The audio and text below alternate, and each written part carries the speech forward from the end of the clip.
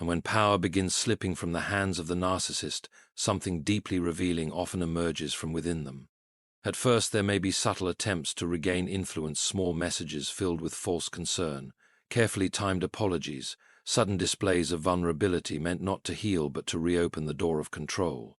The narcissist rarely misses the comfort of the person as much as he misses access to the person. There is a difference. Genuine love grieves the loss of connection because it values the soul of another human being.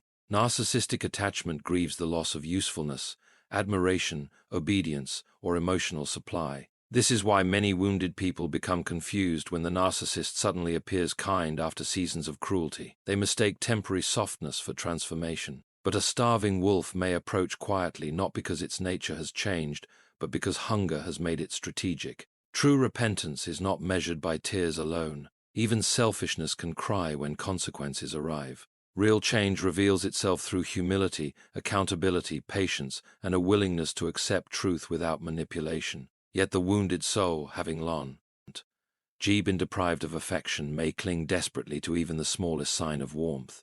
A single kind word feels like rain after years in a desert, and this is why discernment becomes essential. For the enemy of your soul understands that exhausted hearts are vulnerable hearts. When a person has spent years craving peace, they may accept counterfeit peace simply because it resembles relief. But counterfeit peace never lasts. The narcissist cannot sustain genuine love for long without inner transformation because genuine love demands sacrifice, and pride despises sacrifice. Pride asks, "What can I gain?" Love asks, "What can I give?" Pride calculates. Love surrenders. Pride manipulates weakness. Love protects weakness. Pride feeds upon admiration. Love rejoices quietly in the flourishing of another. These two spirits cannot coexist forever without conflict. And so, eventually, the narcissist often returns to familiar patterns. The criticism returns. The subtle insults return. The gaslighting returns. The emotional games return. Why? Because the inner world has not changed. A poisoned fountain cannot produce clean water indefinitely. Sooner or later, what is hidden beneath the surface? Our phase rises again. Many people ask why God allows narcissists to possess charm at all. Why would heaven permit such people to appear persuasive, attractive, intelligent, or charismatic? Yet one must remember that charm itself is not holiness. Even darkness can learn to speak politely. Some of the cruelest hearts in history smiled beautifully in public while destroying lives in private. God permits masks for a season because masks eventually reveal the hunger beneath them. Time is one of heaven's instruments. The narcissist often believes he controls the story because he controls appearances, but time slowly uncovers character. Under pressure, true nature emerges. A humble soul grows softer through suffering. A narcissistic soul often grows more bitter, defensive, and cruel when deprived of control. And there comes a frightening stage in many narcissistic lives where they no longer merely manipulate out of insecurity, but out of habit. Deception becomes instinctive. They lie even when truth would suffice. They exaggerate even when simplicity would be enough. Their identity becomes so intertwined with illusion that honesty feels unbearable. This is one reason why Scripture repeats and dearly warns against pride. Pride is not merely arrogance in speech. Pride is spiritual rebellion against reality itself. It is the refusal to stand truthfully before God. It is the soul declaring independence from humility. And because reality belongs to God, anyone who wages war against truth inevitably wages war against the structure of creation itself. No one wins such a war. The wounded soul, however, often carries a different danger: the temptation to lose faith in goodness entirely. After repeated betrayal, trust begins to feel foolish. Kindness feels dangerous. Vulnerability feels unsafe. Some people become so damaged by narcissistic cruelty that they build walls around the heart and call it wisdom. But walls that keep pain out also keep love out. This is why healing requires courage. It is easier in some ways to remain wounded because wounds become familiar. Pain can become identity. Some people speak of their suffering so constantly that they no longer know who they are apart from it. Yet God does not call his children merely to survive evil. He calls them to become whole again, and wholeness terrifies darkness. There is something deeply threatening to a narcissist about a person who no longer seeks validation from them. When you stop explaining yourself endlessly, when you stop defending every accusation, when you stop chasing approval that will never truly be given, You step outside the prison they built around your emotions. The narcissist senses this freedom and often reacts with confusion or fury because control is slipping beyond reach. Sometimes they attempt to provoke emotional reactions simply to reassure themselves they still possess influence. They may spread rumors, create drama, flaunt new relationships, or deliberately revisit old wounds. Why? Because indifference from the person they once controlled feels unbearable to their ego. Your peace becomes evidence that their power was never absolute. And here one sees another hidden punishment from God. The narcissist becomes dependent upon external validation for emotional survival. Imagine such slavery. Imagine waking each day desperate for admiration, terrified of criticism, unable to rest securely within your own soul. The narcissist may appear dominant outwardly, while inwardly living in constant fear of insignificance. This fear drives much of their behavior. They interrupt because silence threatens them. They boast because insecurity torments them. They manipulate because genuine intimacy frightens them. They seek control because they cannot govern the chaos within themselves. Yet instead of confronting inner emptiness honestly before God, they attempt to escape it through domination of others. But the soul cannot be healed by conquest. One may conquer conversations, relationships, reputations, or entire households and still remain spiritually bankrupt. In fact, many narcissists grow increasingly miserable precisely because external victories cannot repair internal ruin. Their achievements become temporary anesthesia rather than true healing. And eventually, life itself begins stripping away distractions.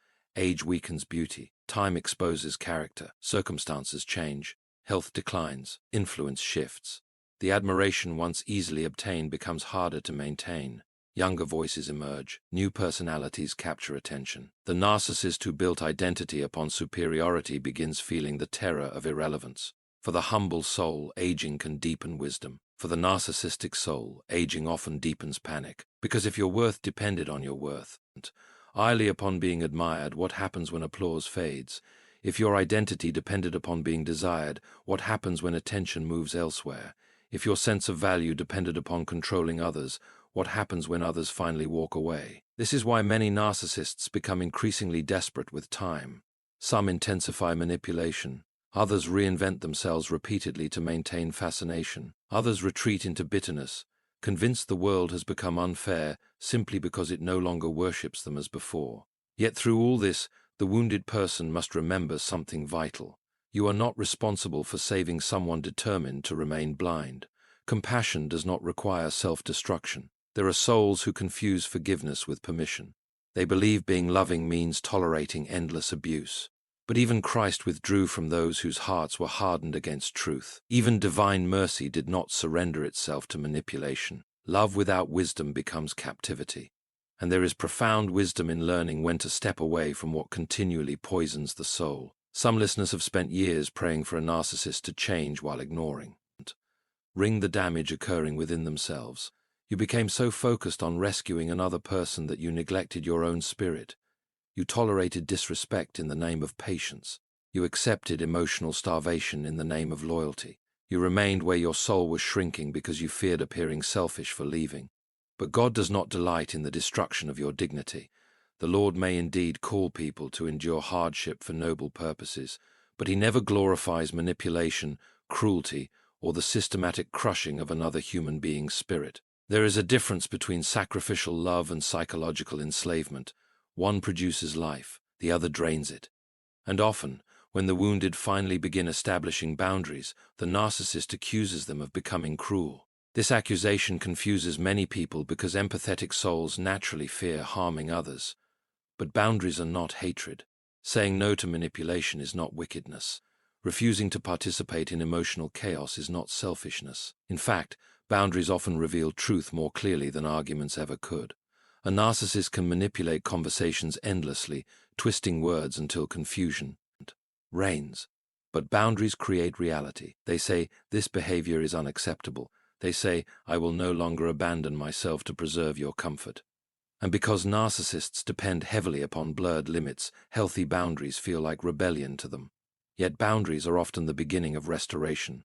For years, the wounded person may have lived entirely in reaction to the narcissist's moods. If the narcissist was angry, everyone became anxious. If the narcissist demanded attention, everyone adjusted.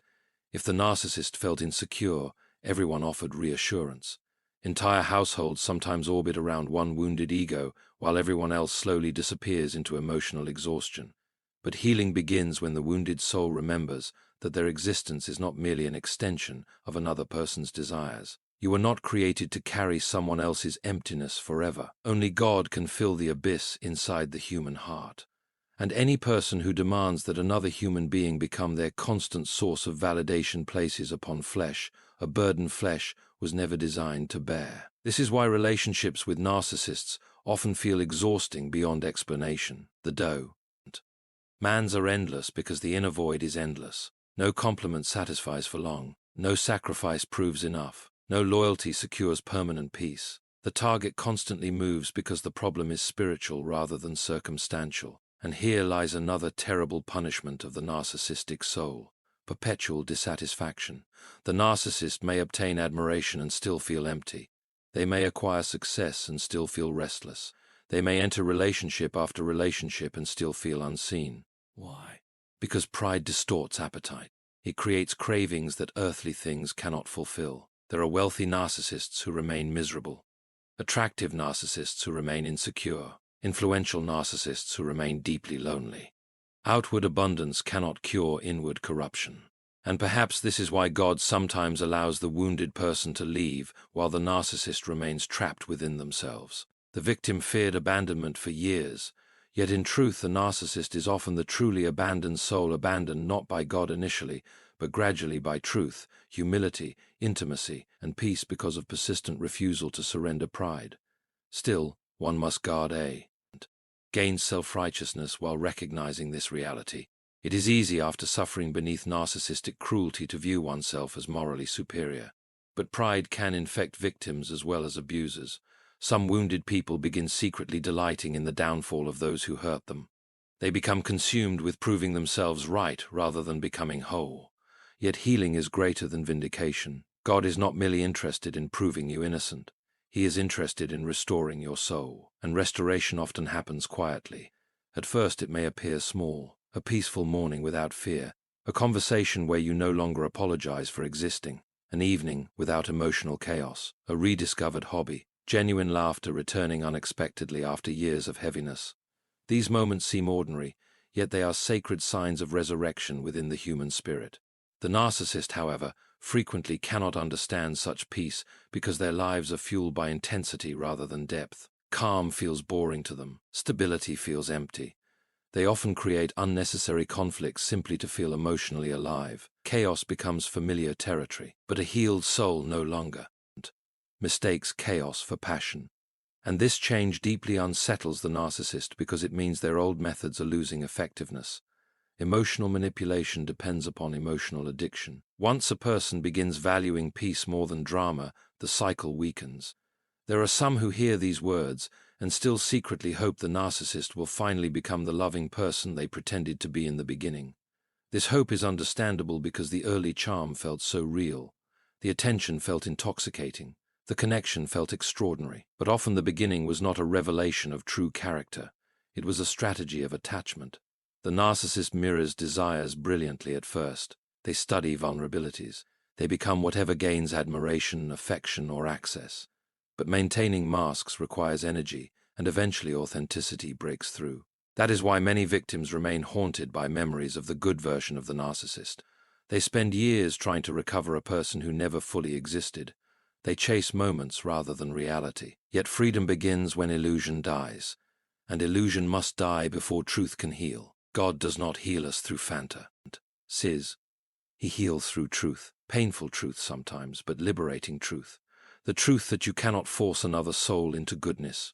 The truth that love cannot survive without honesty. The truth that someone may wound you deeply and still refuse accountability. The truth that your value never depended upon their ability to recognize it. Once these truths begin settling into the soul, strength slowly returns. Not loud strength, not arrogant strength, but quiet, rooted strength, the kind that no longer trembles before manipulation. The kind that can remain calm while accusations swirl. The kind that does not need constant validation because identity has been anchored somewhere deeper than human approval. And it is often then, when the wounded person finally begins standing in peace, that the narcissist feels the full terror of losing control. For control was never merely a habit to the narcissist, it was a shield against the unbearable fear hidden within them. Beneath the arrogance, beneath the manipulation, beneath the endless hunger for admiration, there often exists a terrified soul desperate to escape feelings of inadequacy. But instead of bringing those wounds honestly for God, the narcissist builds a kingdom of illusion around them, and illusions demand servants. They demand applause. They demand constant protection from truth. When the wounded person finally steps outside that illusion, the narcissist experiences something almost like withdrawal. The emotional supply weakens. The constant reassurance disappears. The familiar cycle of conflict and reconciliation no longer functions as before. And because they cannot easily tolerate inner emptiness, they often seek immediate replacements, new admirers, new relationships, new audiences, new people to control. Yet the pattern follows them wherever they go. At first, new people may be enchanted. The narcissist appears confident, attentive, charismatic, even deeply caring. But eventually the same darkness resurfaces because one cannot outrun oneself forever. The impatience returns, the manipulation returns, the subtle cruelty returns. For while circumstances may change, character remains until genuinely transformed. This is why some narcissists move endlessly from relationship to relationship, friendship to friendship, environment to environment, never understanding that the storm follows them because the storm lives within them. And perhaps one of the saddest realities is this. Many narcissists are deeply unhappy people who refuse the only cure capable of healing them: humility before God. Humility feels like death to pride. To admit wrongdoing sincerely without excuses or performance feels unbearable to the narcissistic heart because their entire identity has been constructed around superiority and self-protection. But what pride fears as death is often the beginning of life. The humble soul can heal because it can confess. The humble soul can grow because it can receive correction. The humble soul can experience intimacy because it does not need constant performance. The narcissist, however, often remains trapped inside emotional isolation precisely because authenticity terrifies them. To be truly known would require dropping the mask, and after years of wearing masks, some no longer remember who they are beneath them. There are people who have spent decades performing strength while inwardly collapsing from emptiness. People who mastered the art of appearing admirable while secretly despising themselves. People who became experts at controlling others because they never learned how to govern their own wounded hearts. And this inner collapse eventually leaks into every area of life. Some become increasingly paranoid, suspecting betrayal everywhere because they themselves have lived through deception. Others grow cynical, unable to believe in genuine love because manipulation has shaped their understanding of relationships. Others sink into rage whenever reality contradicts the image they wish to preserve. But no amount of anger can permanently silence truth. Truth waits patiently. It waits through the years of manipulation. It waits through the seasons of arrogance. It waits while lies temporarily prosper, and eventually truth rises, not always dramatically but steadily, like light entering a dark room. The wounded soul often does not realize how much strength has been developing during their suffering. Pain, when surrendered to God rather than bitterness, can deepen discernment. It can teach compassion without naivety. It can produce wisdom that superficial comfort never could. There are survivors of narcissistic abuse who emerge with a clearer understanding of human nature, a deeper dependence upon God, and a stronger awareness of their own worth, not because the abuse was good, but because God can bring life even from places of devastation. This does not mean the wounds vanish instantly. Healing is rarely sudden. Some scars remain tender for years. Certain memories still ache unexpectedly. Trust may return slowly. There may be moments when old fears awaken without warning. A harsh tone, a familiar phrase, a certain look in someone's eyes may trigger memories of manipulation and confusion. But healing does not mean forgetting. Healing means the wound no longer controls your identity. And slowly the voice of the narcissist loses authority within your mind. The accusations that once shattered your confidence begin sounding hollow. The shame they projected onto you begins falling away. You start recognizing that many of the things they condemned in you were actually reflections of their own darkness. The narcissist accused you of selfishness whenever you had needs because your needs inconvenienced their control. They accused you of weakness because empathy exposed their emotional poverty. They accused you of causing conflict because truth threatened their illusions. But God sees differently. He sees the Nights you cried silently so others would not hear. He sees the exhaustion of constantly walking on eggshells. He sees the confusion created by manipulation. He sees the times you blamed yourself simply because you wanted peace. And he also sees the courage it took to finally step away from what was destroying your spirit. Many wounded people underestimate how difficult it is to leave emotional captivity. Chains of the soul are often stronger than chains of iron. Fear, guilt, obligation, hope, trauma, and emotional dependency can imprison a person long after common sense recognizes the danger. This is why freedom often feels frightening at first. A bird raised too long in a cage may hesitate before open skies. Peace can feel unfamiliar after years of chaos. Stability can feel strange after constant emotional turbulence.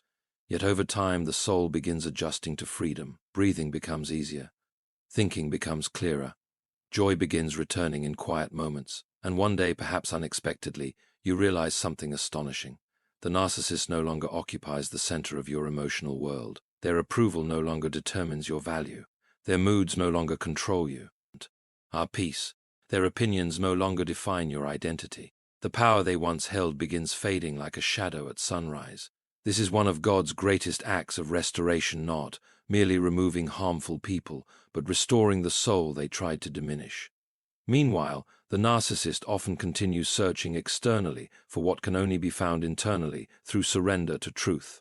They may accumulate achievements, possessions, admirers, or temporary victories, yet still feel restless in quiet moments. Because no human being can outrun the condition of their own soul forever. And perhaps the most terrifying judgment of all is not external suffering but internal emptiness, the endless ache of a heart separated from humility, truth, and genuine love. For the soul was created not to worship itself but to know God. And until that order is restored, no amount of power, control, admiration, or manipulation will ever bring lasting peace. And so, if you have been wounded by the hands of a narcissist, do not mistake God's silence for absence. Heaven has seen every tear you hid, every humiliation you endured, every night you questioned your worth because someone else's pride tried to see your spirit. The narcissist may have believed they were untouchable, may have believed manipulation was strength and cruelty was power. But no soul escapes the eternal law that whatever is planted in darkness will one day rise into light. For the greatest punishment is not always visible ruin. Sometimes it is the slow decay of a soul that refuses truth. Sometimes it is the unbearable loneliness hidden behind applause. Sometimes it is gaining the whole world while remaining unable to love, unable to trust, unable to feel peace in the quiet moments of life. A heart ruled by pride becomes its own prison. But you who suffered beneath such darkness must not remain chained to the pain. Your future is not meant to be built upon bitterness. God did not preserve you merely so you could survive. He preserved you so you could become whole again. The wounds may have been deep, but they are not deeper than the hands of the one who restores broken souls. There will come a day when the confusion lifts completely. A day when you no longer hear the voice of manipulation echoing in your mind. A day when peace no longer feels unfamiliar. A day when you look back and realize that what once near lie destroyed you became the very place where God taught you discernment, strength, wisdom, and dependence upon Him. And perhaps the most beautiful victory of all is this: you will no longer need revenge to feel free. Because while the narcissist remains trapped in the prison of pride until repentance comes, you will walk forward in truth. While they continue searching desperately for validation that never satisfies, you will discover the quiet freedom of a soul anchored in God. While they exhaust themselves maintaining illusions, you will rest in the peace of authenticity. So do not fear the proud, and do not envy those who wound others without remorse. Their judgment begins long before eternity, hidden within the emptiness they carry everywhere they go. But the humble soul, though scarred, will rise again. The broken heart surrendered to God will heal again. And the person who once cried in silence will one day stand in a peace so deep, so steady, and so unshakable that even the darkness which tried to destroy them will become proof that God was protecting them all along.